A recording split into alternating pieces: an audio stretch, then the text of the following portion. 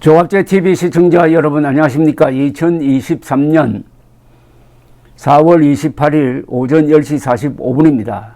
윤석열 대통령이 미국 상하원 합동회의 연설에서 40분 동안 영어로 감동적인 연설을 했습니다. 이 연설문의 제목이 Alliance of Freedom, Alliance in Action입니다. 자유의 동맹이고 행동의 동맹이라는 뜻이죠. 그런데 윤석열 대통령이 5박 6일 동안 국빈 방문을 하면서 바이든 대통령으로부터 극진한 대우를 받고, 또 윤석열 대통령 자신도 국빈 만찬에서 마이크 잡고 미국 사람들이 좋아하는 노래 아메리칸 파이를 부르는 등 최선을 다해서 뛰고 있는데도 불구하고 국내에서 여론조사를 보면은 너무나 박합니다. 윤 대통령 한국갤럽 여론조사를 보면은 대통령 할 맛 안 난다는 생각을 할지 모르겠습니다. 그런데 어쩌겠습니까? 여론은 갑자기 바꿀 수가 없습니다. 여론이 이렇다라고 하나의 상수로 생각하고 그게 맞춰가지고 홍보를 하고 정치를 하는 수밖에 없는 겁니다. 오늘 오전 10시에 발표된 이 여론조사는 전화조사원 인터뷰 방식으로 1,001명을 대상으로 했습니다. 유권자, 그러니까 18세 이상을 대상으로 하는 이 여론조사는 표본 오차가 플러스 마이너스 3.1%의 범위를 갖고 있습니다. 오늘 여론조사를 요약하면 이렇습니다. 대통령 직무평가 잘한다, 긍정 30%, 부정 63%입니다. 2대 1입니다. 이게 너무 박하다는 이야기입니다. 객관적으로 정상적인 사고방식을 가진 나라에서라면 저는 윤석열 대통령 잘한다가 60%는 나와야 된다고 믿는 사람입니다. 정당 지지도는 더불어민주당 37%, 국민의힘 32%, 5%포인트 차이로 더불어민주당이 앞서고 있다. 이것도 참 끔찍한 이야기죠. 돈봉투 사건이 터져가지고 돈봉투당이다. 더불어 돈봉투당이라고 비판을 받고 있고 전 대표가 출국 금지가 되어 있는 이런 상황인데도 지난주보다 더불어민주당 지지율이 올랐습니다. 국민의힘 지지율은 그대로고. 그러면 대통령 직무수행평가에서 윤석열 대통령이 뭘 잘못해가지고 이렇게 채점을 이렇게 하느냐 궁금하실 겁니다. 잘못하고 있다고 생각하는 사람들이 드는 가장 큰 이유가 놀랍게도 외교입니다. 외교를 잘못하고 있다는 겁니다. 윤석열 대통령이 외교 잘못하고 있어가지고 부정적으로 본다는 사람이 38%나 됩니다. 압도적으로 외교 잘못하고 있다는 겁니다. 그 다음에 두 번째가 경제, 민생, 물가를 제대로 챙기지 못한다는 건데 그 비율은 9%. 일본 관계를 잘못하고 있다. 8%. 발언이 좀 실수가 많다. 6% 등등. 이게 거의 전부 다가 언론의 왜곡 보도에 사람들이 속고 있다는 증거입니다. 외교 그리고 일본 관계 잘못 이걸 합치면은 46%가 되는데 압도적으로 한일 관계, 한미 관계를 윤석열 대통령이 망치고 있다고 생각하는 사람들이 있다는 겁니다. 그런데 실제 현실과 사실은 뭡니까?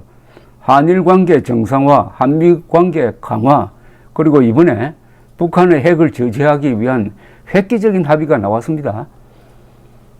미국이 자랑하는 전략 핵 잠수함을 정기적으로 한국 근해에 배치하겠다는 이야기까지 나왔으면은 열렬한 박수를 보내야 되는데 그게 잘못했다고 생각하는 사람들이 압도적으로 많다. 이런 국민을 상대로 과연 정상적인 정치가 가능하겠느냐? 저는 어렵다고 봅니다. 그런데 이런 여론을 보면 그럼 비정상적인, 제가 비정상적이라고 했을 때 저희 기준은 사실과 법을 기준으로 하는 겁니다. 사실에 어긋난 판단을 한다든지 법에 맞지 않는 판단을 한다든지 하면은 그건 잘못된 판단이다 하는 게 저희 판단 기준인데, 그 기준으로 본다면은 잘못된 판단을 하고 있는 사람들이 어느 쪽에 가장 많으냐 하면은 놀랍게도 40대에 가장 많고 이 사무직 근로자 화이트 칼라에 가장 많고 생활 수준으로는 상류층에 가장 많습니다. 상류층, 화이트 칼라, 그리고 40대, 한국 사회의 중추 역할을 하는 사람들입니다. 그러니까 한국 사회의 주류라고도 볼 수가 있습니다. 이 사람들이 실제보다 지나치게 윤석열 대통령을 비판적으로 보고 외교에 성공했다는 것이 객관적인 사실인데도 그것을 실패한 걸로 잘못 판단하는 사람들이 한국 사회의 중심에 있다는 겁니다. 오히려 소득이 낮고 나이가 드신 분들이 올바른 판단을 하고 있다는 겁니다.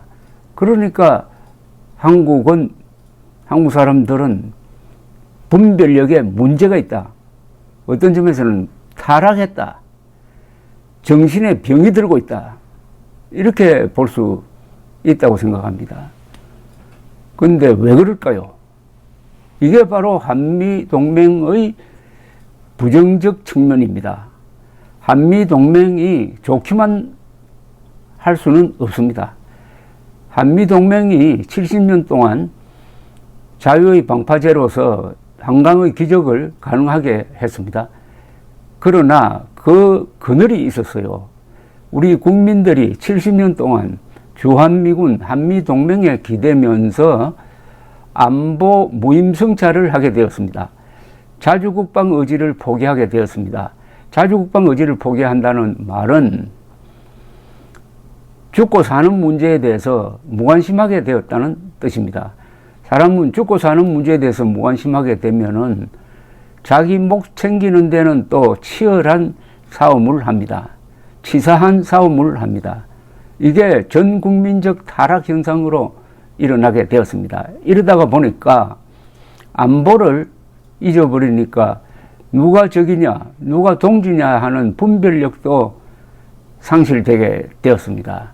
심지어 김정은 그리고 남한의 종북 세력을 대한민국의 적으로 간주를 해야 되는데 친구라고 생각합니다. 간첩도 친구로 봅니다. 이런 사람들 눈에는 윤석열이 지금 한미관계 강화하는 것, 한일관계 정상화하는 것도 잘못하는 것으로 보이게 되는 거죠. 피하 식별 능력이 완전히 붕괴되고 말았습니다. 이게 한미동맹의 부정적 측면입니다. 한미동맹의 고마움을 알면은 한미동맹을 유지하기 위해서 한일관계, 한미관계를 얼마나 아끼고 다듬고 그리고 지킬 것은 지키고 고칠 것은 고쳐가야 하느냐. 한미동맹을 보존하기 위해서 우리 국민들이 노력을 해야 될 텐데 그 일은 윤석열 대통령에게 맡겨놓고 사소한 것 잘못했다고 전체를 부정하는 이런 타락한 국민들 때문에 윤석열이 저 고생을 하고 있다라고 생각을 하지만 한편으로는 이걸 단시간에 바꿀 수가 없습니다. 그렇다고 한미동맹 내일부터 파기한다 선언을 하고 내일부터는 우리 이스라엘식으로 산다 라고 할 수 있으면은 그게 해결책이 되기는 될 텐데 그렇게 할 수 없지 않습니까? 현실적으로. 여기에 딜레마가 있습니다. 해결책은 하나 있기는 있습니다. 전쟁이 나버리면 됩니다. 전쟁이 나면은 그때는 헛소리를 못 하게 됩니다. 전쟁이 나면은 죽고 사는 것밖에 생각 안 합니다. 그러면 자연스럽게 누가 적이냐, 누가 동지냐를 알게 됩니다. 다만 그렇게 됐을 때 어마어마한 피를 흘리게 된다는 거죠. 이게 딜레마입니다.